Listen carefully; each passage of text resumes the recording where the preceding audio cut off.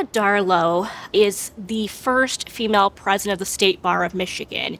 She came to leadership in the Women Lawyers Association for the State Board of Michigan in the mid-70s. And through the 70s and ultimately the 1980s, when she assumed the role as president for the State Bar, she oversaw a variety of leadership initiatives as well as philanthropic and outreach efforts in a number of spaces.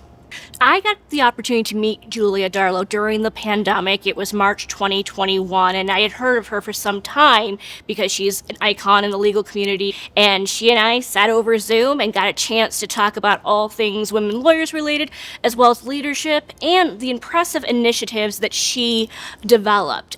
So the one thing that I thought was so fascinating about Julia and her leadership style is that she's always paying it forward. When she became the president of the Women Lawyers, she was fairly new as an attorney. I think she was about 6 or 7 years in. She credits the other women that she got to engage with. I think that further led to her being thrust into the spotlight as president of the State Bar, and from there she was able to work on various initiatives, both from a domestic violence survivorship standpoint and sexual assault. And so she served on a task force with the Michigan Supreme Court, which led to many of the changes and improvements that we see to this day.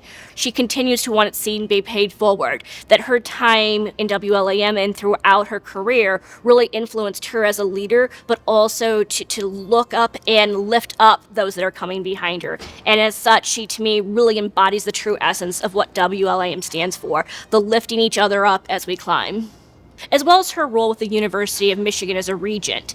Particularly, I wanted to note in that role, she worked and advocated for students with disabilities, students that were first generation, and undocumented students. And so in sum, she spent her career, and even after her career, working to create a more collaborative and cohesive environment, not just in the legal community, but throughout the state of Michigan. So I absolutely think of Julia Darlow as a very empowering woman.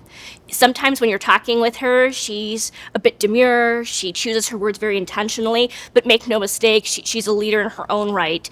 So to think that she became a lawyer in 1971, every year who she may have been involved with and touched those lives, and her legacy starting in the 70s and throughout each subsequent decade, I would surmise that she's touched hundreds, if not thousands, of lives.